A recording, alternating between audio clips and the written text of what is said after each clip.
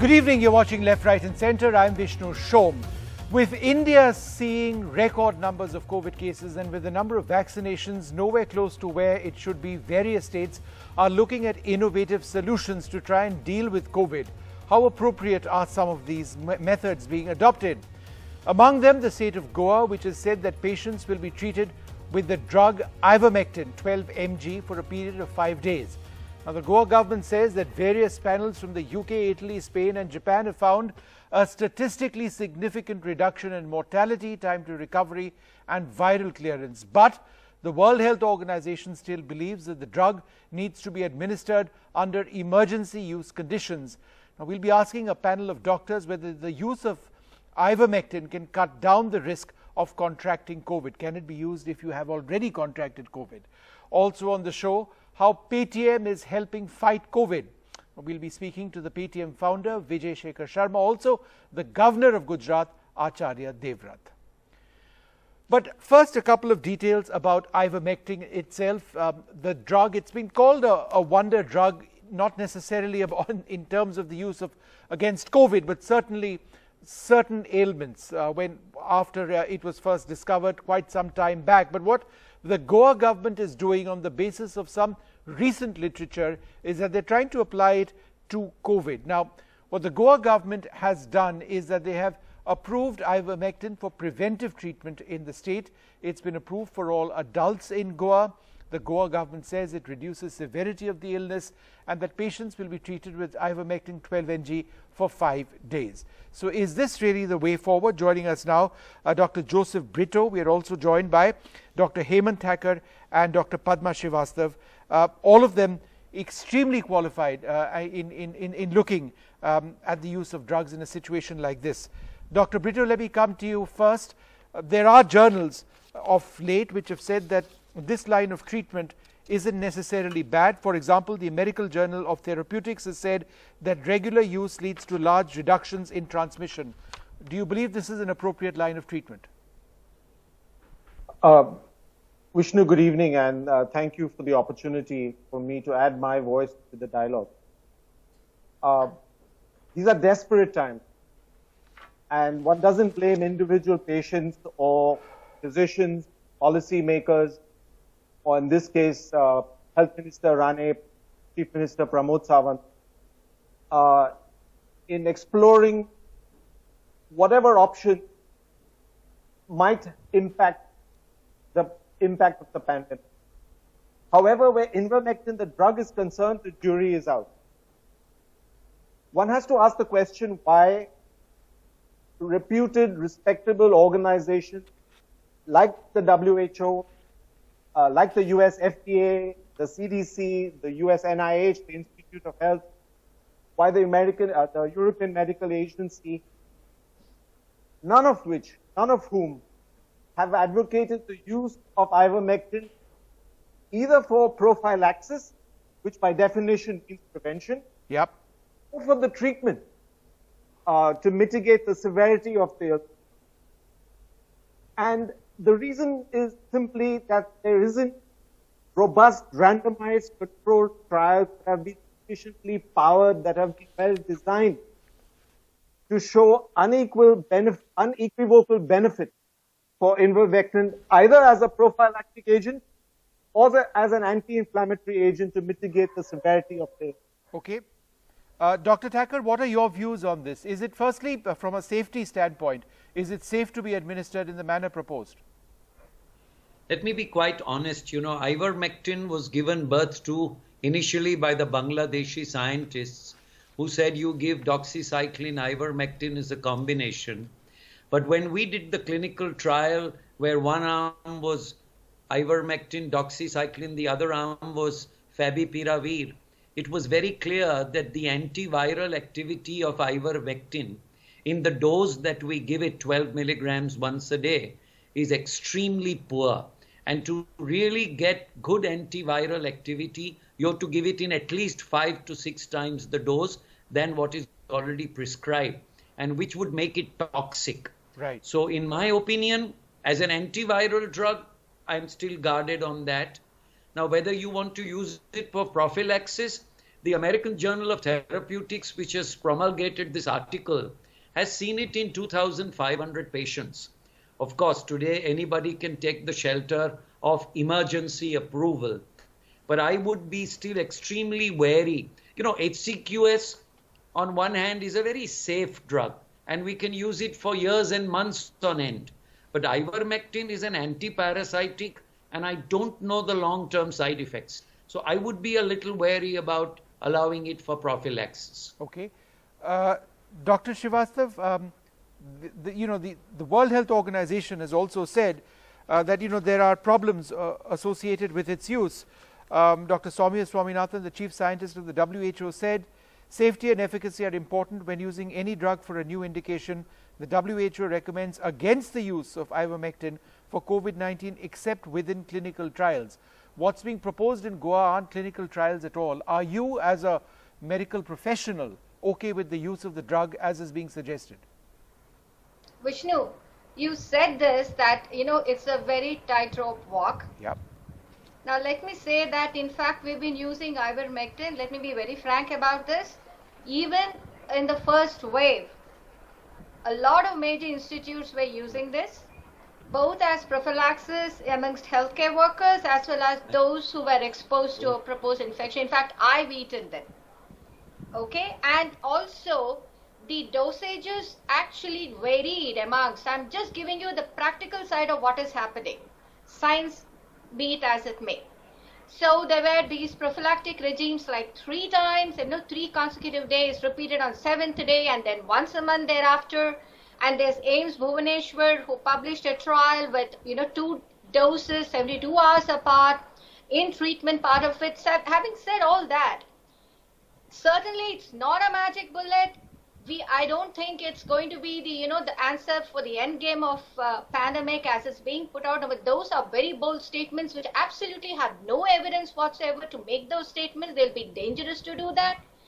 But when you're looking at science on one side, absolutely, in spite of all those publications in the Journal of Therapeutics and the Critical Care Alliance which got out, and there's been a rebuttal in the British Medical Journal subsequently saying that the quality of the trials which are seen, even if there were RCTs, were very small, and WHO would always, play it safe. It would have a lot of evidence before it comes out as a major international guideline. I would agree with that. But when you're looking at a practical aspect, this is being given. Whether we discuss here or not, this is being given. But if a government is going to dole it out as a prophylaxis, and if this is going to be a message across to the public that if you're going to eat these 5 days, then you're free, you can be, you will then leave your COVID appropriate behavior, you're safe, that would be right. really, So I take your point dangerous. that this is no magic bullet. That should not. Right. But it is being used, and all said and done, whether it is a little bit of, because we have a bunch of these medicines in our Okay, doctor, just 1 second. I just wanted to, I take your point. I wanted to go across to Dr. Thakur. Are we essentially, in fact, Dr. Brito, if you'd want to take this question, are we hitting in the dark with the use of this medicine? We have a vaccine problem. We know Goa has a high positivity rate. Are you essentially hitting in the dark with this? Yes, we are playing cricket blindfolded. I think, as you just said, we need to focus on vaccination. The only way to halt this pandemic and to prevent the next pandemic cycle, which will be upon us, is mass, rapid vaccination. It's not enough to vaccinate slowly over months and years. We need to vaccinate our population rapidly. And my suggestion is for all those who are involved in policy and decision making is to focus on procuring vaccines, to sign up licensing and technology transfer deals. And as the first deliverable of this deal, is to procure the vaccines. I heard on the media today, including NDTV, that both the Uttar Pradesh government and the Maharashtra government, your interview with Aditya Thackeray, that they're procuring 40 and 50, 4 and 5 million doses of the vaccine. Yeah. But we need to wrap up this purchase with the licensing deal. All right. No, I take that point. I think there is no cure to... And therefore, everything else is a distraction. Everything else is actually a distraction right. and displacement activity. All right. Well, I'm going to continue with this discussion. I'd like to thank the three of you very much for being with us. A little while earlier on, I spoke to Professor Polly Roy, the Chair of Virology at the London School of Hygiene and Tropical Medicine, again on Ivermectin and its uses, as is taking place in India quite openly these days. Joining us now, Professor Polly Roy, Chair of Virology at the London School of Hygiene and Tropical Medicine. Thanks very much, Dr. Roy, for being with us. Is Ivermectin the magic drug that it's being made out to be in some parts of India? Well, I don't think so. As I said before, that I don't think so, because it is not really allowed now in USA and in Europe. It is actually a drug that helps to stop the parasitic disease, and not for virus really, but it is anti-inflammatory, but so far it has not been shown optimum for COVID disease. So it is not really accepted in certain countries, definitely. Professor Roy, the other drugs that are available probably far better than this one. Sure. Professor Roy, the American Journal of Therapeutics says regular use leads to large reductions in transmission, and that ivermectin should be globally systematically deployed in the prevention and treatment of COVID-19. That's the ribavirin, yes, that's two different things, you know. Two different things. That is fine, that is fine. But ivermectin is a different thing. You're talking about two different drugs. Okay. Tell us a little bit about the drug which the Goa government is now proposing. How is that ivermectin 12 mg for a period of 5 days is what is being prescribed? Why is that not a good treatment, you believe? I am not a clinician. I don't know much about that. But what I know for sure, that it is not going to stop the virus infection. What it will stop, some help as an anti-inflammatory, which is the actually downstream after the virus infection, when the people get really sick, they have this inflammation. That may stop, that may help to do that, but not really virus infection or transmission. So it's the disease itself is part of the inflammation, is the disease itself. That may help a little bit, but it is not the magic bullet at all, as far as my knowledge concerned. Could you tell us a little bit more about ivermectin? The fact that it's had a huge impact in controlling, for example, filariasis diseases, lymphatic filariasis diseases, which have affected the lives of billions. This is again what the American Journal of Therapeutics says. And therefore, they are saying that given the track record... The anti-parasitic disease is different. Then virus is different. The SARS virus is quite different.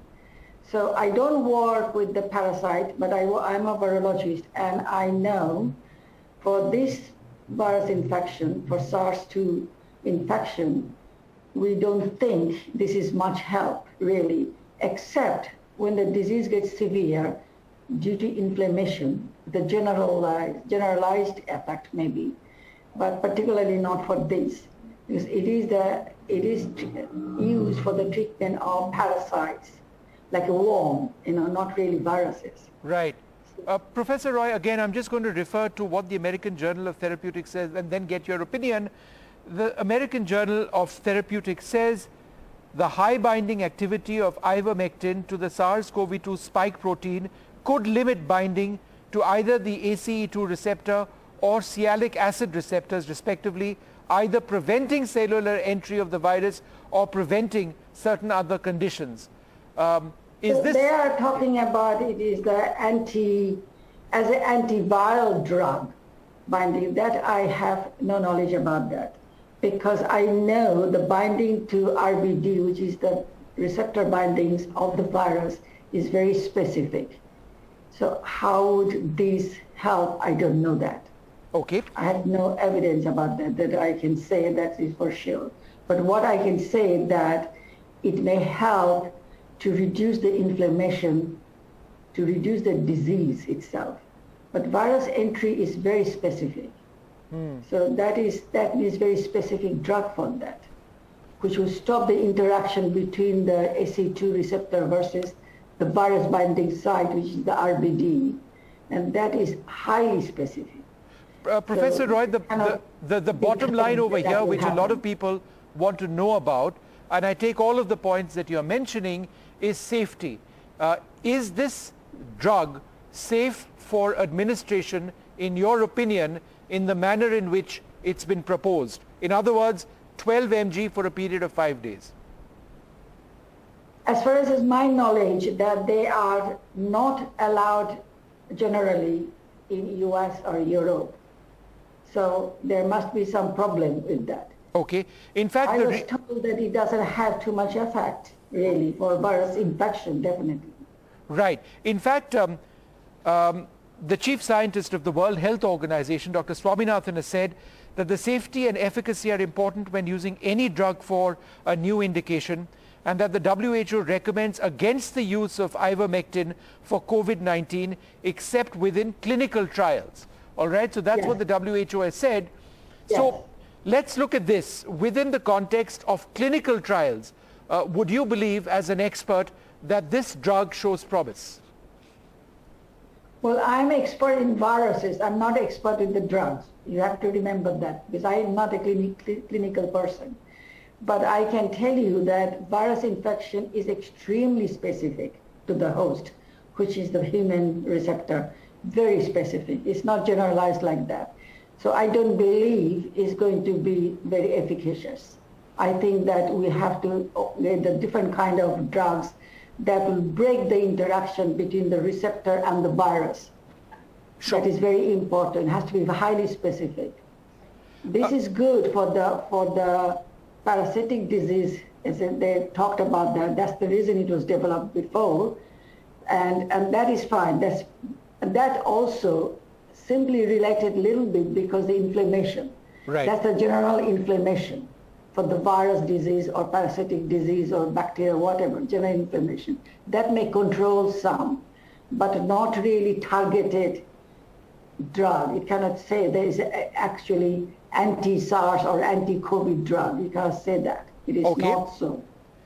Professor Roy, as you know, there are obviously different strains and strains of concern and variants of concern of COVID now all over the world. In India, we've got B1617, which has been labeled a variant of concern by the World Health Organization as well. What is your opinion about its greater transmissibility on the basis of what you're seeing, for example, in the United Kingdom, where it's been detected as well? Well, it is more transmissible probably because it changed one residues very strongly, completely opposite sort of charged residue we call arginine in one site from leucine. And that is a drastic change, and that makes the virus more efficient to bind to the receptor. And that's why it is more transmissible, but doesn't mean that it's caused more severe disease. There is no proof about that. Right. That is cause more disease. Little bit more favorable for transmission. But you have to understand, virus changes inside the body all the time. This is the error they make. And more dense population they get, more it will change. But not all the change are bad or good, nothing like that. They have no effect almost. So most vaccines will work against those changes. So we don't have to be so worry about the variant. We have to be worried about the virus spread among the people, because we are not really looking after the social distancing properly in India. That's what the problem is happening. Not because the virus is more vicious, no. Yeah. It is more because how people behaved. Right. And do you believe, in terms of the vaccines which we have over here, we've got Covaxin and we've got Covishield. Covishield, of course, is AstraZeneca. Do you have any observations on the efficacy of these drugs against B1617? I'm absolutely sure they will work. Not 100%, but they will definitely work, and at least they will support that people are protected against the disease, severe disease or hospitalization would not happen. So I think that they make a lot of noise about this variant, but not necessarily they are dangerous really. So more transmissibility, not necessarily more dangerous. Still work, yes. Right. Sorry. So essentially what you're saying is more transmissibility, yes, but not necessarily more dangerous if we are smart in controlling it, right? Yes. Right. Yes. Well, Professor Roy... It transmits faster if you have the dense population, but doesn't mean that it causes disease more severe than before. All right, There's Professor. no proof of that. Professor Polly Roy, it's been great speaking to you, getting your insights onto both ivermectin and, of course, vaccines and vaccination. Thanks so much, ma'am, for being with us this evening. Thanks very much indeed. Thank you. Well, we're going to move on now to the next part of our program. So many corporates across the country in this hour of real crisis in India have reached out to state governments, have reached out to citizens in all sorts of ways, whether it's the actual production of oxygen, delivery of oxygen, the procurement of oxygen concentrators. A lot has been done. One of the companies, Paytm, which is now tied up with the government of Gujarat to try and ensure that a lot of aid goes in there as well. We are very privileged to be joined by two very special guests. Shri Acharya Devrat, the governor of Gujarat, with us this evening, is also the CEO of Paytm, Vijay Shekhar Sharma. Thanks very much, sir, for being with us. So, Mr. Sharma, let me come to you first. What is the aid, the specific targeted aid that you are trying to get into Gujarat? Where is it going? So, first of all, like you said, this is a very tough time where everybody as a countryman who has some resources contributing wherever possible. We are working with Mahamahim Rajyapal ji of Gujarat, and we are bringing in 100 oxygen concentrators and an oxygen plant. And माननीय राज्यपाल महोदय ने हमें आज दिन में थोड़ी देर पहले ही बताया कि किस प्रकार से उनको किन किन जिले या किस किस अस्पताल में पहुंचाना है। ये एक बहुत बड़ी बात है कि हमें ये समझ में आया कि राज्यपाल सर ने हमें जी ने बताया कि आप अपना सामान जो लाए हैं आप उसी अस्पताल में पहुंचा दीजिए और वहीं पे इंस्टॉल कर दीजिए। तो आप ये कुछ गुजरात में, अहमदाबाद में, राजकोट में, बड़ोदरा में ऐसे different district hospitals are the ones where we are contributing these directly and as guided by Raj Bhavan. Devratji, what are the areas that you feel that there are real concerns?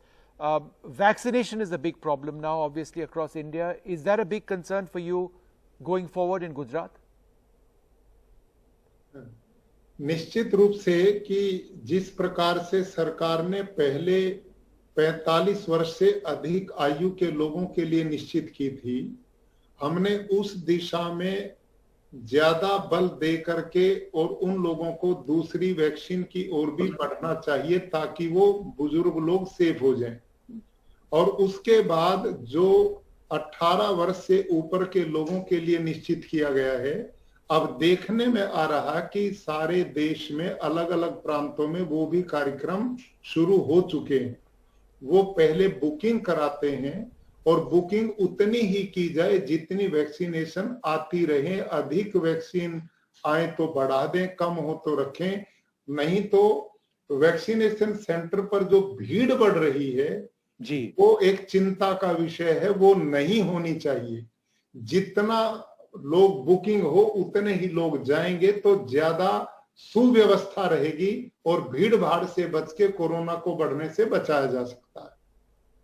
All right, that's important, sir. The queues are a huge concern, and thanks for pointing that out. Mr. Sharma, as Acharya Devrat ji was mentioning, there is a vaccine shortage, obviously, and therefore, in that group between 18 to 44, actually getting the vaccine is problematic. What is Paytm doing to try and make that process smoother?